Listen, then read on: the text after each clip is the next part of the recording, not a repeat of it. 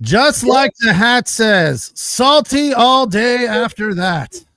Everything is bad. How many laces are in a football, actually? Hold up. It's the Chargers Squad. Everything Los Angeles Chargers every week. Covering all the big hits and game-changing plays from the City of Angels.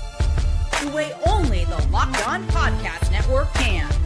Get ready and squad up. It's the Chargers Squad Show, starting now. Hello and welcome to the Locked On Chargers Squad Show. Pete Fox covering sports in LA dating back to 2007 for ESPN LA and NBC Sports Radio. Daniel Wade, co-host of the Locked On Chargers Daily Podcast, doing that for about 8 years now. And Jim Daniels covering sports in LA dating back to 2001. Well, as you pointed out, Daniel, that was a perfect storm of suck. I mean, everything that could possibly go wrong did.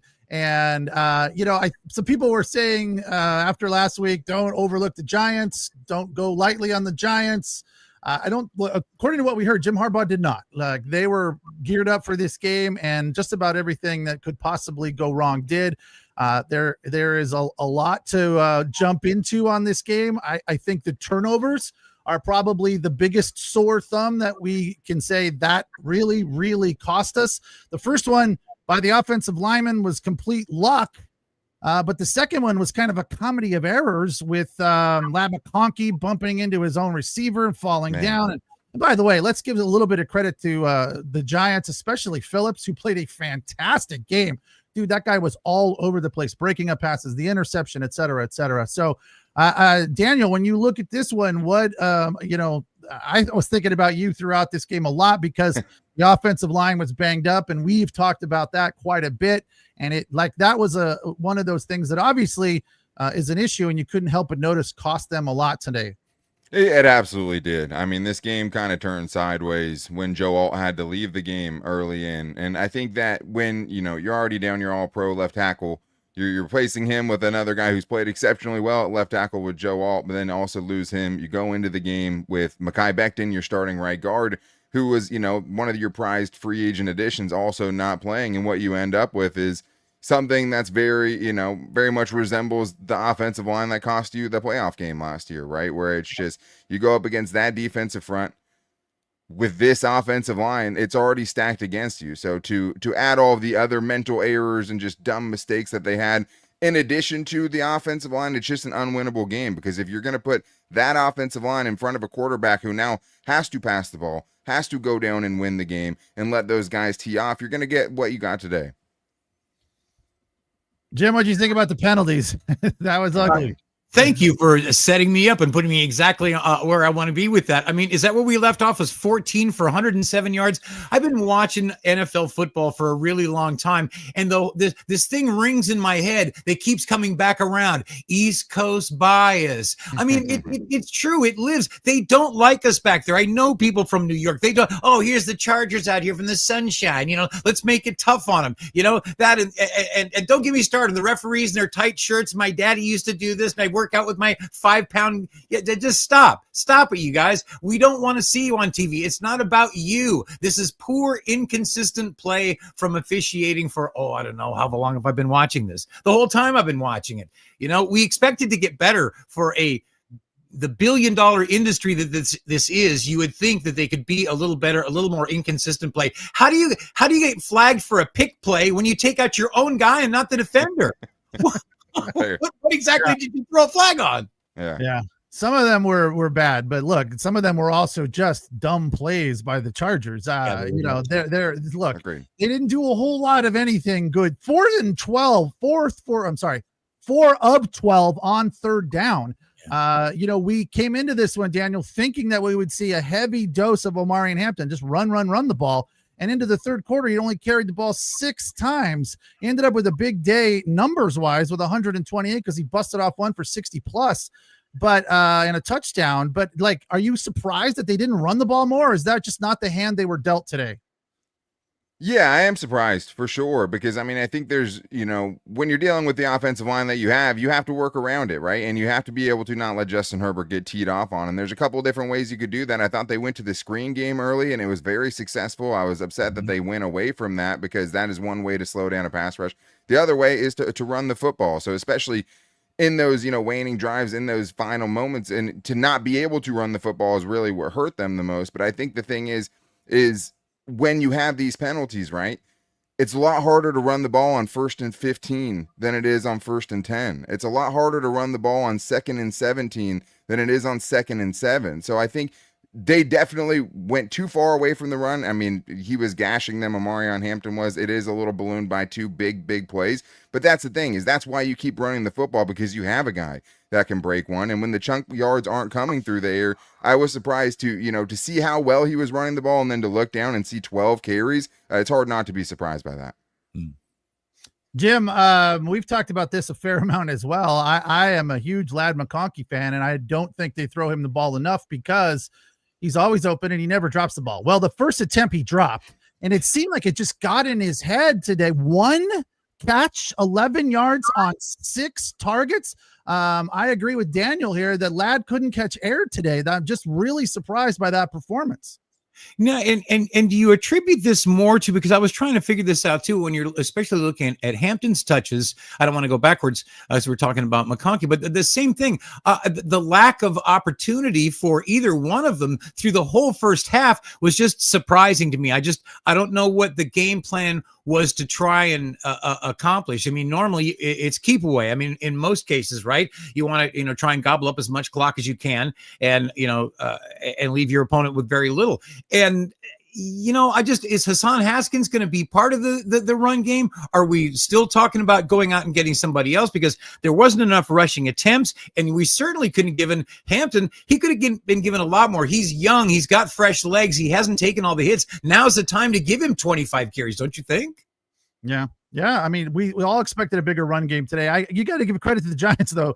They were tough on defense. Yeah. Surprisingly, in spite of having one of the worst they have 28th pass defense in the league. They played fantastic on the corners today.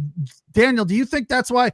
Did they take Ladd McConkey out of the game, or did Ladd McConkey take himself out of the game? Good question. Man, it's really tough because it's just a game unlike one I've ever seen from Ladd McConkey. And obviously it's only his second season, but to see him have such a minimal impact, and it was weird. I mean, there's another one in there that's an arguable drop for him too, which is just so odd to see for a guy who is so sure-handed. And I think it's you wonder too, Ladd hasn't really been the focal point of the offense the entire season, right? I mean, through 3 games, he's 3rd in receptions, tied for 3rd in targets, and also 3rd in yards. So he just hasn't been the number one option. It's been Quentin Johnston, which would have been hard to tell anyone to have them believe that before the season. But it was weird. I mean, I think obviously the offensive line plays a big factor in this too. You have to be able to keep your quarterback upright to get the ball to your wide receivers. And I think that the stats are going to be a little misleading there. You see 2 sacks, you'd say, okay, well, that's not a good game maybe, but not a terrible game, but it just doesn't really tell the whole story. I mean, Justin Herbert obviously fighting for his life out there, but Ladd McConkey, he's that guy. You go into the season as the number one guy, you have to perform bigger than this. You can't have a performance where you have such a small impact in a game that you desperately need. Yeah, and it's not like basketball where you run back to the huddle and say, "Look, you got to get me the ball." Right. It's not as simple as that. He has to be part of the an overall plan that they're going to focus on trying to get him the ball. I understand that there's a lot of mouths to feed on the other end of Herbie's efforts, if you will, but you're going to have to focus in and decide who you want to try and use to move the sticks. And I thought that's who McConkey was, and he clearly wasn't that guy today. Yeah, because the offensive line was brutal today. It was the big, I hate to put it on one unit, but it was absolutely the reason they lost this game, because the pocket just kept collapsing and Herbert had no time. So with that being the case, Daniel, I expected more of Ladd McConkey, more of that underneath guy, the dump offs slant route for 8 to 10. And we just didn't see it. We kept trying to stretch the field with Quentin Johnston, which he had a good game, not great, but 8 for 98 yards and a touchdown, but 8 of 13. I mean, that's not a great afternoon. It's okay to keep him in the game, but it just felt like they needed to utilize the underneath because he wasn't getting that time, and they didn't do it. So that to me comes back to game plan a little bit. Yeah, I agree with that. I mean, I think game plan is a big part of it. I mean, Quentin Johnston, like he had a good game, but at the same time, like him having a good game doesn't mean he has to be the centerpiece of the offense at all times, right? Because there are certain areas which he thrives. I mean, the touchdown that he had was a disgusting route. The fact that I'm saying that about Quentin Johnston in the year of our Lord 2025 is an amazing thing to say. And that's the part of this that's so tough, is because this ugly game is going to, erase some pretty good performances. Like, it's hard to feel good about Quentin Johnston's game when you see the game that Ladd McConkey has, right? It's hard to feel good about OMARION Hampton's game when you see the game that happened for this Chargers team, right? This should be a coming out party of sorts for some of these guys. Quentin Johnston, 4 touchdowns in 4 games.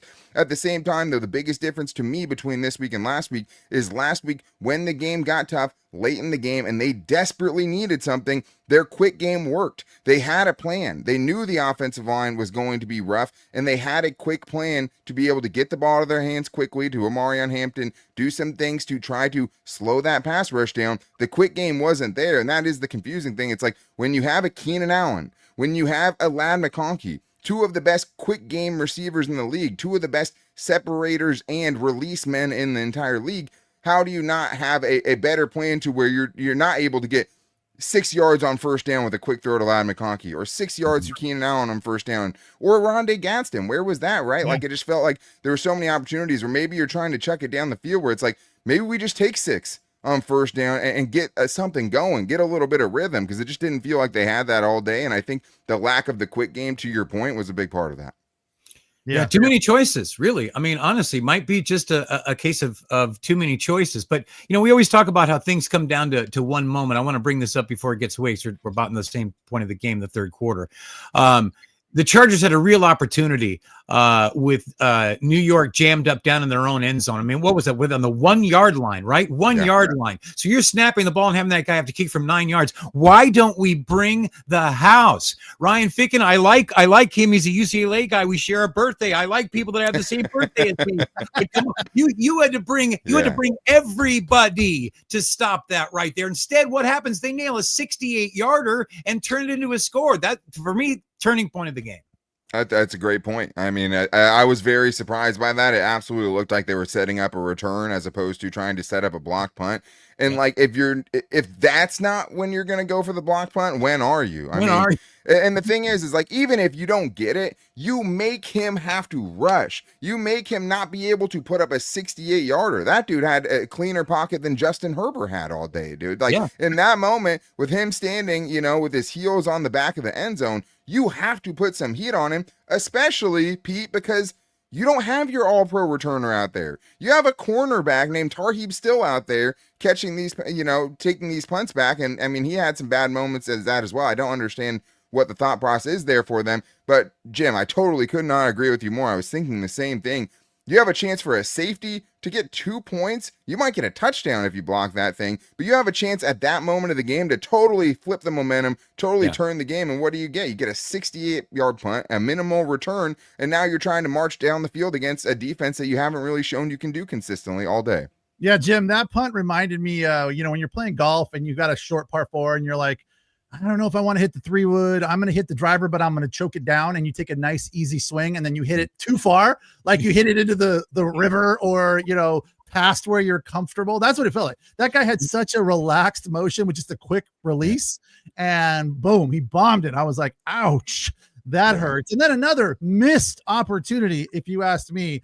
3rd and goal, 4th and goal. They stone him and get the ball back, and then turn it into a punt. Like they had so many opportunities to march down the field and tie this game, and they just couldn't seize the moment and seize the opportunity. And I like that, to me, is just like, I don't know what that was about. That's probably the most frustrating part. Was that the drive finished with the JK Spot 31-yard punt? It may have been, because it was after the big sack on Justin Herbert that made it 4th and 25. Yeah. I mean, yeah, you're totally right. I mean, missed opportunities. And even there, like, you end up having to punt, but why? It's a 3rd and 6. That's manageable. You have 3rd and 6 guys. Like, Quentin Johnston's not a 3rd and 6 guy, in my opinion. Ladd McConkey is, right? Keenan Allen is. Aronde Gadsden is, right? If you have to throw him a tight pass, you have a quarterback who can do it. But then on 3rd and 6, like, the thing is at some point, you're not going to be able to replace the guys in the offensive line that you're missing. You can't. You have, an all-pro, maybe a future all-pro that are out in this game. What you can do, though, is have the guys replacing them being able to pick up simple stunts. Like, simple stuff where it's just like you can't have these unwinnable downs. Like, it's one thing to lose. If you get beat mano a mano, you get whooped, that's one thing. To just totally let someone run free up the middle because you can't diagnose the guys coming in or have that poor of communication, at some point, it goes past just the talent that you have there and the missed opportunities that came after. Yeah, more on this tough loss by the Chargers in New Jersey. East Rutherford is not their friend today. 21-8. I don't care how beautiful a day it was. It was ugly for us. 21-18, the final. Chargers' first loss of the season. We'll take the first break. Come back and discuss the line some more. Daniel, there's some questions over here about what we can do on the offensive line. It's the Locked On Chargers Squad Show on the Locked On Chargers YouTube channel. Today's episode of the Locked On Chargers Squad Show is brought to you by Prize Picks. Every day we make decisions, but on Prize Picks, being right can actually get you paid. Get some cashish from having a smart decision. Don't miss the excitement of this football season with Prize Picks, where it's good to be right. Playing Prize Picks is such a fun, simple way to add more excitement to your football every Sunday or Thursday and Monday. You just pick more or less on 2 to 6 players and their stat projections, like Josh Allen passing yards or Saquon Barkley rushing yards, rushing for a touchdown, yes or no, and you're in the game. So download the Prize Picks app.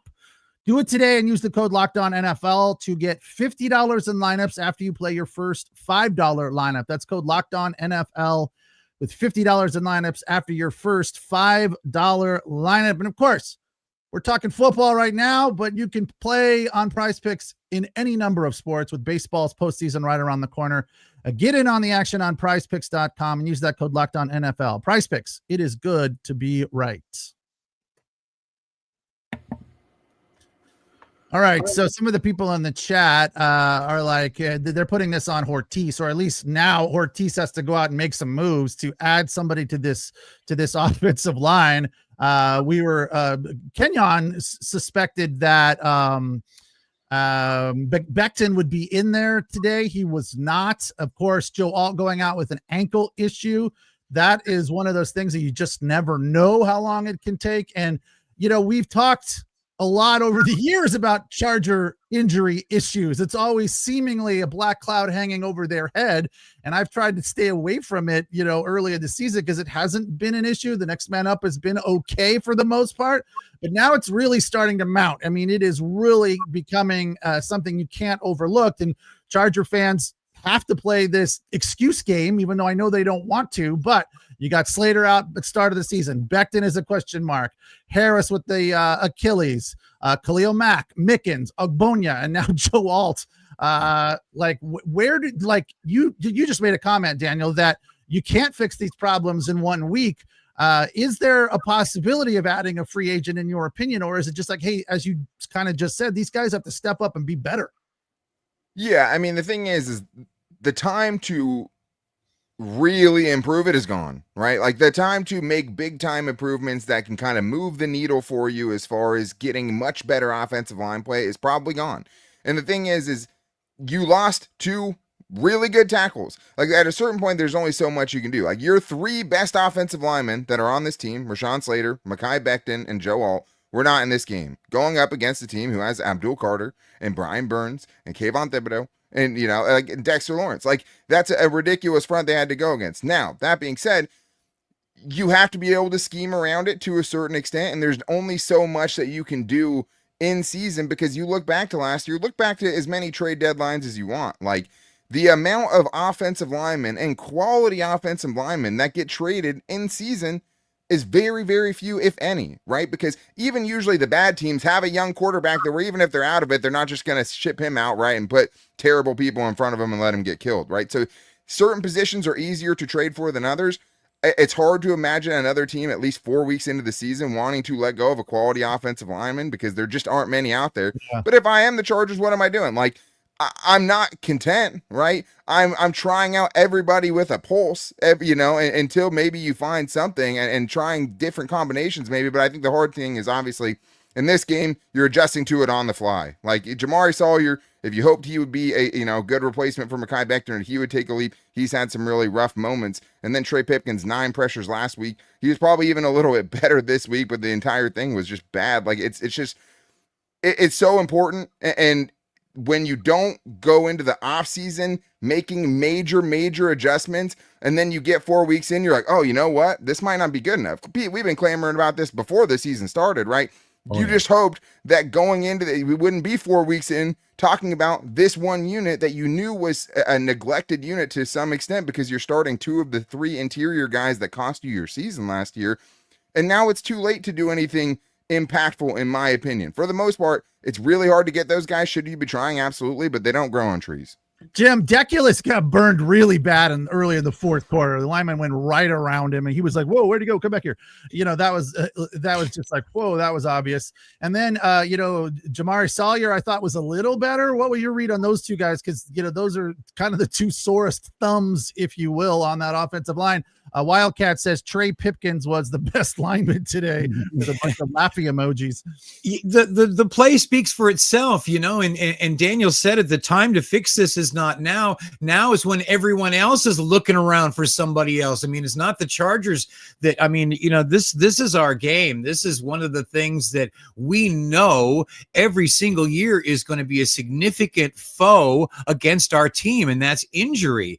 And, what we have at depth, what we prize at depth, I guess we don't learn year in and year out how valuable the depth that the offensive line is. I mean, it's so obvious. I mean, any fantasy player will tell you my quarterback can't score if he's lying on his back, and if Herbie's back there running for his life, we're not going to be able to execute anything. He's, he can't get off effective runs because they know you're chasing him. They're going to chase him, to a certain spot.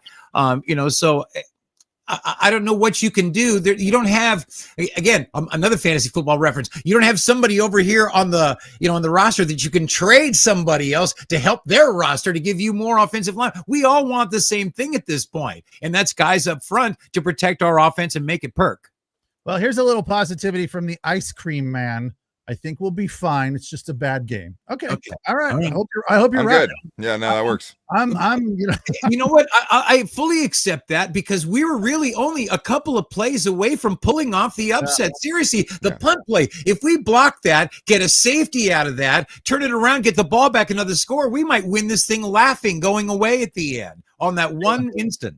11 points off turnovers. You can't overlook that. That Lawrence interception for a touchdown was that's just a bad beat. I'm like, come on, really? That's a because even the cameraman missed it. He was like, what just happened? Oh, I know. Right? Yeah. I mean, holy cow. It's such a good point, Pete, because it is like that is what ends up costing you in this game. I have my issues with some of the defense, and we might talk about it, just a play here or there, but at the end of the day, you gave them 11 points, right? And it would have been 14 if Justin Herbert's not chasing down a 300-pounder to tackle him before he walks into the end zone. Some of it is fluky, right?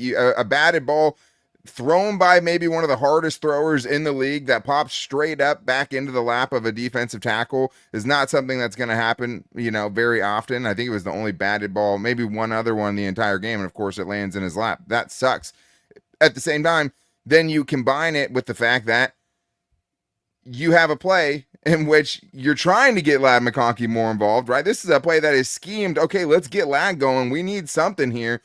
Justin Herbert's throwing to a spot.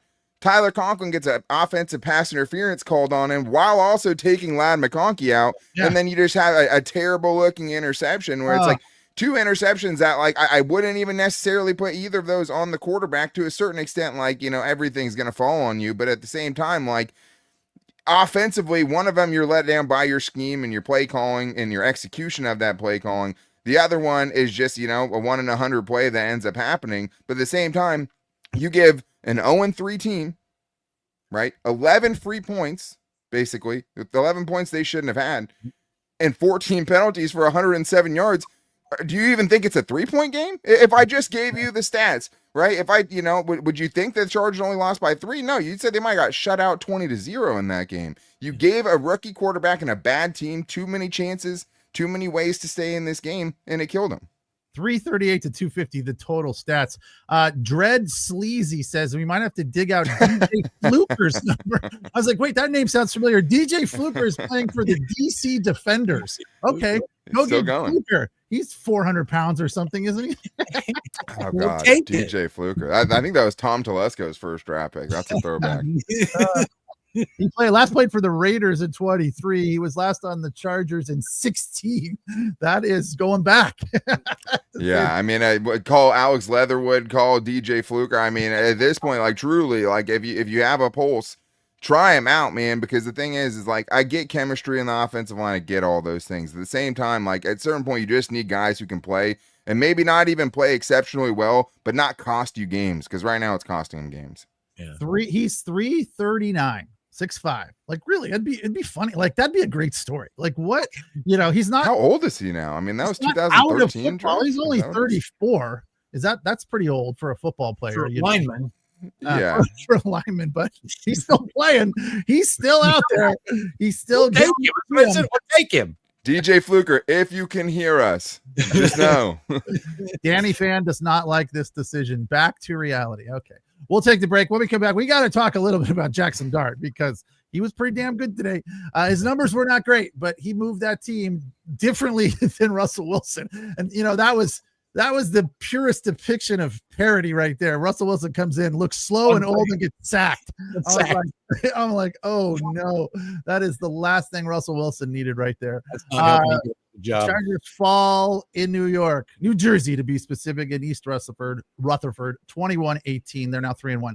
It's a Locked On Chargers squad show on the Locked On Chargers YouTube channel, where you find Daniel and David Monday through Friday doing the Locked On Daily Chargers podcast. Check them out.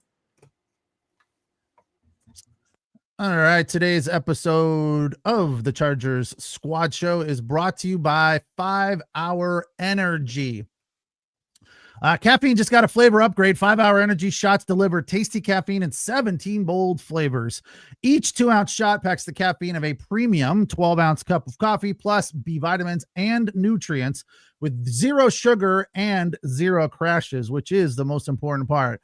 One of the cool things about 5 Hour Energy is its portable size. The little bottle is great. You can put it in your pocket, in your backpack, in your golf bag, and it's ready to go with big taste in a tiny shot. You can take it anywhere and get that boost that you need when you need it. Enough with boring, flavorless caffeine. It's time to give your caffeine a flavor upgrade with 5 Hour Energy shots. Get the favorites that you like and love, or be bold and try something new in store or online at 5hourenergy.com, the number 5hourenergy.com, or on Amazon today. So Jackson Dart came out fired up, running out of the tunnel, pumping his fists, screaming and yelling. And I was like, calm down, Rook, calm down. And he goes out and marches them down the field with the greatest of ease. I was like, ouch. I texted Jim, I'm all, this is not a good start. His response, not at all. So, yeah, I mean, his numbers, 13 of 21, touchdown, not great. He ran the ball very effectively. He ran for a touchdown as well. But he definitely brought an energy that, Russell Wilson is not bringing at 36 years of age. And I thought he threw the ball very effectively, although the numbers aren't great, 13 of 20. He found guys open when he needed to find guys open. That 3rd and 5 in the fourth quarter with just under 3 minutes to go, that was the Chargers' opportunity to get another crack at a field goal. And they left, I don't even know who the receiver was, but they left him open right over the middle for about 5 or 6 yards, first down, game over, basically at that point. And, Dart was calm for the most part in the pocket. His check down ability to me was decent, not great, but, when he got into trouble, he rolled out of the pocket. He threw the ball away effectively. I mean, if I'm looking at, if they come away with a winless team, if I'm looking at grading his performance today, I'm giving him an A minus at worst. Daniel? Yeah. I mean, yeah. Like, I think that for what they asked him to do, he did enough. I thought it was a heck of a choice to decide to start Jackson Dart versus Jesse Minter defense that rookies went 0-4 against last year, right? And I think he started out really good. Chargers obviously made some adjustments, ran more at the beginning of the game than the later on in the game, right? Especially that first drive. Like, it was just all, okay, quarterback run action. I think they rushed for 55 yards in that opening drive. And to some degree, I expected, okay, well, if they're going to do something offensively, the Giants, it'll probably come in the scripted play part of the game where it's like, hey, we're going to tailor this to something they've never seen before, a quarterback who has no tape out there at the NFL level and regular season action, and they might be able to get something early. So that wasn't a huge surprise to me. But I think the Chargers kind of made him pay a little bit. I mean, they got to him 5 times. Obviously, one of the sacks is to Russell Wilson. But the problem is on these third down and long, the Chargers couldn't get off the field consistently enough, right? And then you add in some special teams blunders, really messing with the field position battle, and the Chargers just didn't have enough. But man, hey, what can you say? I'm not going to use any of these moments to denigrate what Jackson Dart did. He did enough to win the game. I mean, you look at the totals, you're going to see the Chargers pretty much outgaining, outdoing pretty much everything Giants related, especially the Giants offense. But in those big moments, he either would run for a first down, he makes the big play, 3rd and 5. I just thought the Chargers didn't do enough to kind of make things difficult for him, especially on that last drive. Like, you have a rookie quarterback. Don't give him the guy 5 yards at the sticks on 3rd and 5, wide open. Anybody can make that throw. Jackson Dart, Russell Wilson, Jameis Winston. Like, it doesn't matter. So there are certain parts of the game I wish they made it a little bit tougher on him. And Jim, the fact that he won this game was a feather in his cap, of course, and it makes everyone talk about him and not his hot mom up in the press box, right? Because damn well, if they lost this game, everyone would be talking about his hot mom in leather pants. Yeah, exactly. Yeah, no doubt about that. But he, you know what? He played with a confidence, and I thought that the Giants as a team played with better energy. I don't want to say urgency because that word is overused, but they played with like maybe better awareness in their game. I mean, yeah, it's home game for them, a little bit easier for them to get pumped up. You always wonder about your team when you travel and go to the East Coast. Are we going to have that whole sleepy time zone thing that happens to so many teams? And I think the Chargers did fall victim to that a little bit. But, this isn't about excuses. He played well. He did exactly what he was asked to do. They didn't give him too much. They gave him stuff to help him be successful at. But, this is just, to me, it's a big missed opportunity for the Chargers because, I mean, a couple of key plays in just a couple of places, and this is the other outcome we're talking about, being 4-0 instead of dropping one and having people say, oh, well, they're looking past the Giants. They really weren't looking past the Giants. I don't feel like that's what happened here. I feel like it was just, this was a close game, and they let it slip away from them in some regard because of lack of focus. Yeah, I thought Dable called a good game. He took what was given to him. He made he called big plays, not big plays. He called the necessary plays at the right time. I mean, Cam Scatterbo ran the ball 25 times for 79 yards. I mean, and then Devin Singletary late in the game was looking like Tiki Barber out there. I was like, wow, they can't stop that guy. And he'd have a defender right in front of him, and he'd just like, boop, and jump around him. And add about 4 or 5 to the run. He finished with 7 carries for 28 yards, but most of them all in that one series, I would say. And that was a big series for them when they needed a big series. And then Jackson Dart, 10 carries for 54 yards. They talked about going into this game that they simplified things for Jackson Dart. I look at that and say, you better keep it simple from week to week. Then, you were probably overthinking it because, what you came to the game with today worked. Yeah, and I think the thing is like, especially in a 1-game sample, that can work for you, right?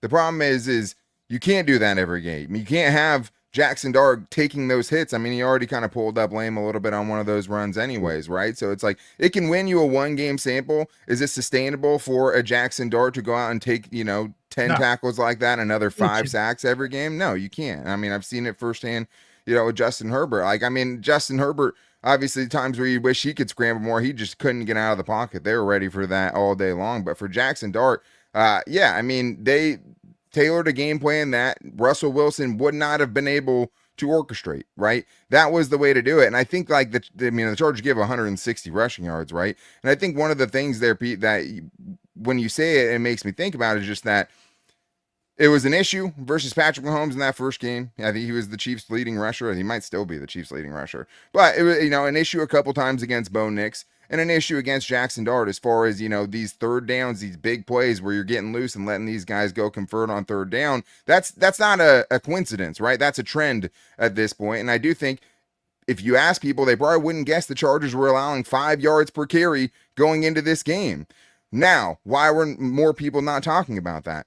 Because you were up 10 points at least against the Chiefs. You were big up against the Raiders, and you were up big at one point against the Broncos. Those teams couldn't exploit it the way, early on in the games, like the Giants were able to do by getting an early lead, forcing a turnover, putting points on the board, got the Chargers out of what they want to do defensively, which is be able to get them into 3rd and longs, be able to have Jesse Minter scheme something up to find a way to get pressure without, elite edge rushing talent out there right now. Shout out to Tuli Tuipolottu, though, because he was absolutely that on Sunday. And that's another big performance that's going to get lost in this. But that's the thing, though. I think the Chargers' run defense has been a little bit worse maybe than the narrative was going into it. And I agree. Even if you look at the numbers, 3.2 yards from Cam Scatterbo, that's a lot of goal line, shutdowns and things like that. I mean, he was effective. They were draining the clock, picking it up 3 or 4 yards at a time when they needed to.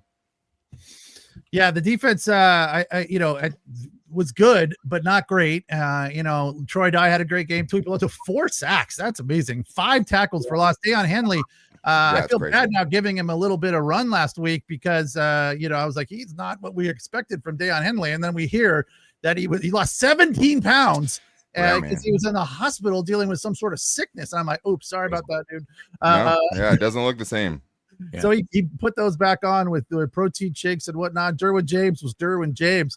But yeah, they just kind of kept, what is it? The water torture thing, it was just like slow waterboarding. Yeah. Not quite that bad. The slow drip is what it felt like. Okay. Yeah. It felt like waterboarding to me.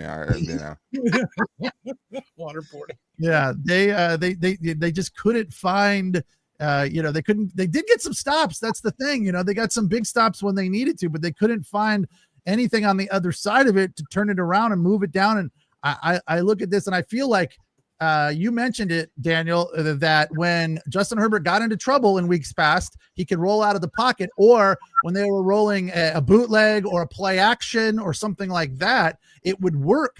It didn't work today. They were all over it. His play action was minimal at best, and his bootleg action was completely shut down. I think they tried it 2 or 3 times.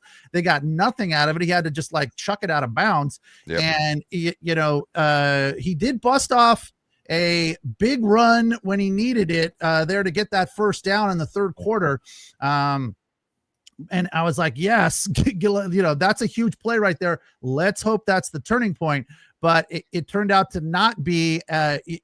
Justin Herbert finished running for that 1 carry for 24 yards. Jim, do you think that was a big issue that they didn't allow him to run? Do you think that had he been able to run a little bit more, that this might have turned out differently?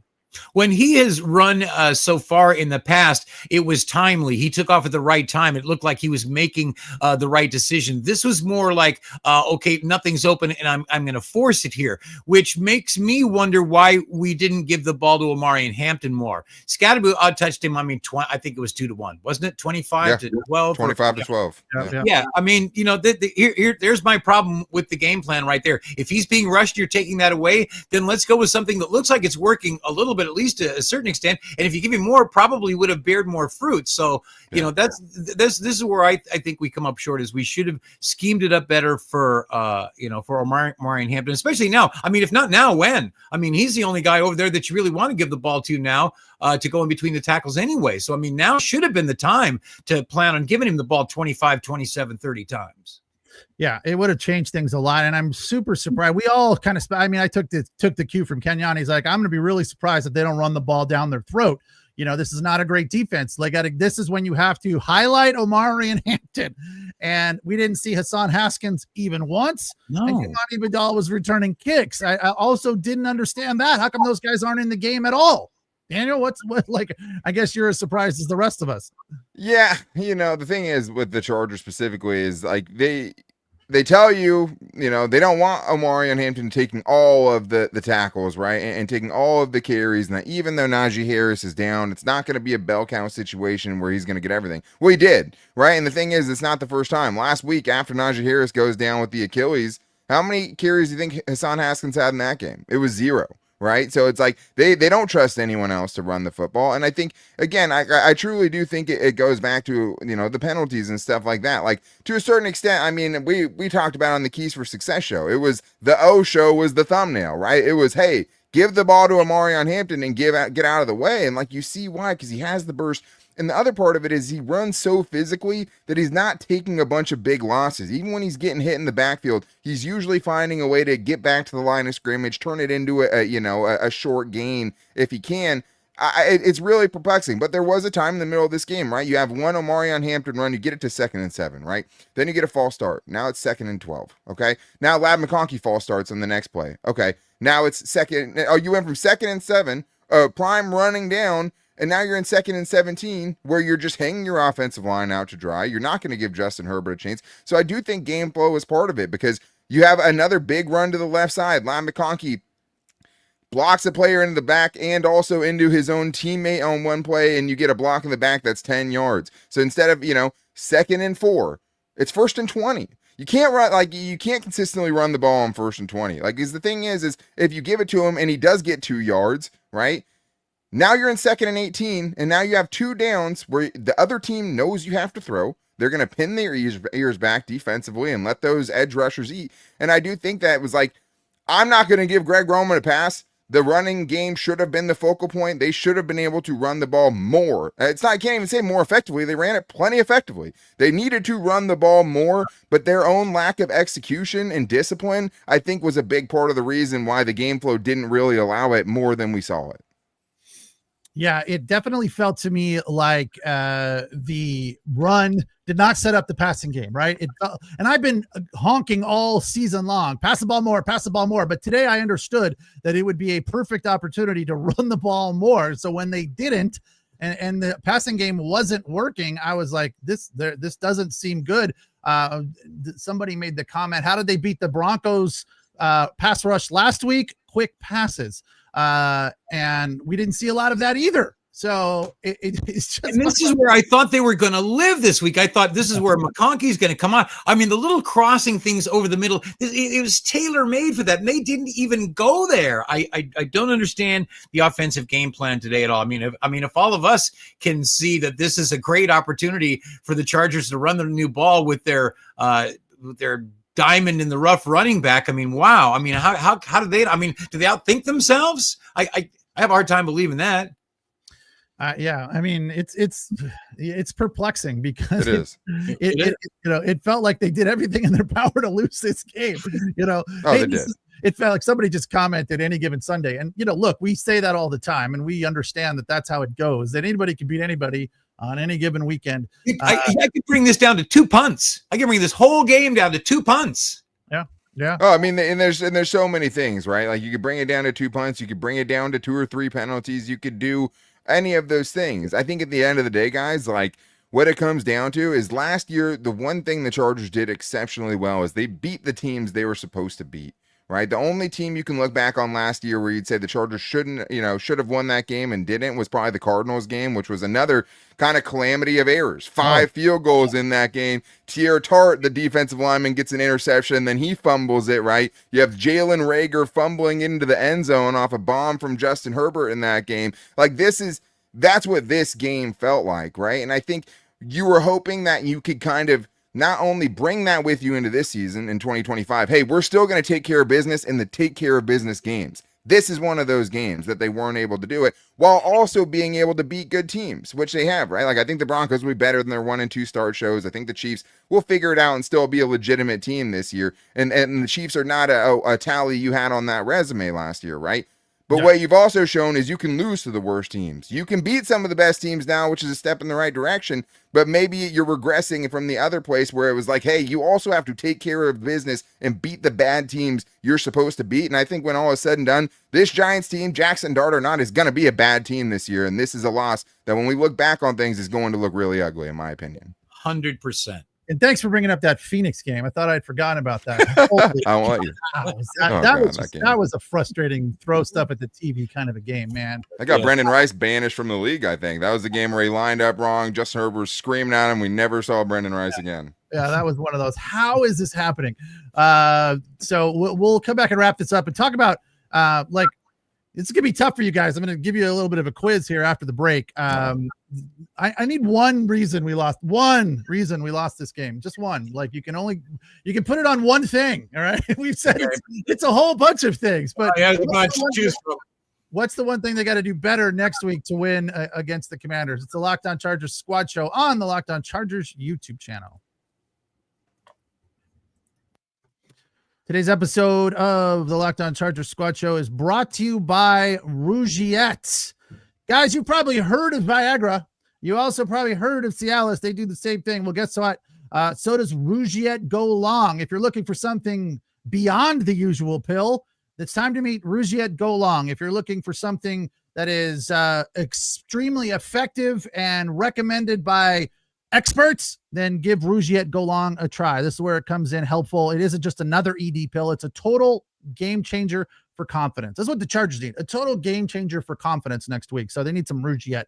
Ready to level up your confidence in the bedroom or on the field? Head to Rougiette.com, RUGIET.com, and use the promo code LOCKEDONNFL. You'll get 15% off your first order. That's RUGIET.com, promo code LOCKEDONNFL.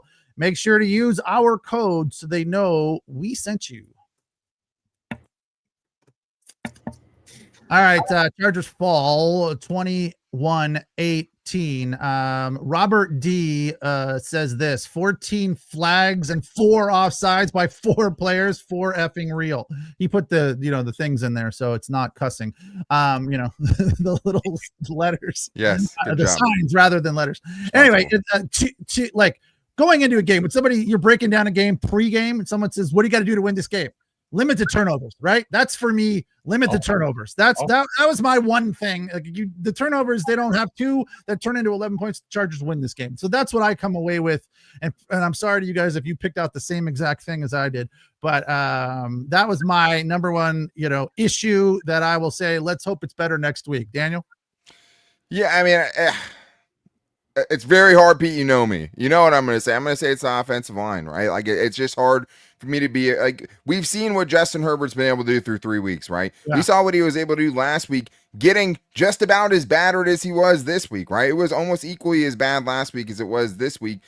And it's just, you look at this box score and you're like, man, like, do you know how hard it is to make a quarterback this good look this bad? Credit to the Giants defense, where it needed to be. They didn't let him get out of the pocket. They took some things away from him. They deserve some credit. They had some good coverage on some plays. But you're not going to tell me the biggest thing that cost the Chargers this game isn't their offensive line, because even though it'd be hard to blame the offensive line specifically for the turnovers, for the way they happen, right? A batted ball, and then you also have 2 of your own guys running into each other. But I would say that the play calling that you're running in those situations is because you're expecting your quarterback to get blasted, which kind of limits the playbook to a certain extent. You got to try to run certain plays when you can't trust them. So when you're going to have a game like this and you have so many things to pick from, where I'm going to go every day of the week. It's the offensive line. Jim? Okay, I'm going to take a page out of the fans book at Lincoln Financial Field and say, run the ball, Nick, or run the ball, Jim. Yeah, come on. I mean, this was the obvious to us today. I don't want to get too hung up on the punts. But special teams is an extremely important part of the game. And I have to say this too. The Chargers were not in the moment. When it came to special teams, they were not in the moment and understanding how important those 2 plays were. But even moreover than that, I want to see OMARION HAMPTON run the ball 25 times, period. That's what I want. We move on to next week where we face the Commanders, who lost to the Falcons today, 34-27. They're 2-2. Marcus Mariota. Wow. He's still in the league. Can you believe that? Where did that come from? Kenyon Barner is going to be stoked that his boy Marcus is starting. So we'll be facing, by the way, Mariota is one of the best. He's such a cool dude. 16-27 today for 156 yards. That could be a feather in the Chargers cap. Although the Washington Commanders ran the ball a ton today, 147 yards, 7 carries for both Chris Rodriguez and Ja'Cory Crosby-Merritt. So a lot going on there on the ground.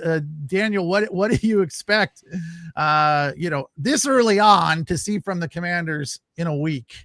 Yeah, it's a good question. Obviously, I think the way that this game went, it has to be the running game. And like, look at what the Commanders did to this Giants team in week 1 when they played them. They ran for over 200 yards. They controlled the game and did what they needed to do. And I think the other thing that scares me about it, Pete, is also just the kind of college style offense and the problems that the Chargers have had with the quick passing game, get the ball out of the quarterback's hands, the training wheel type of offense where it's really simplified. Jackson Dart did it today.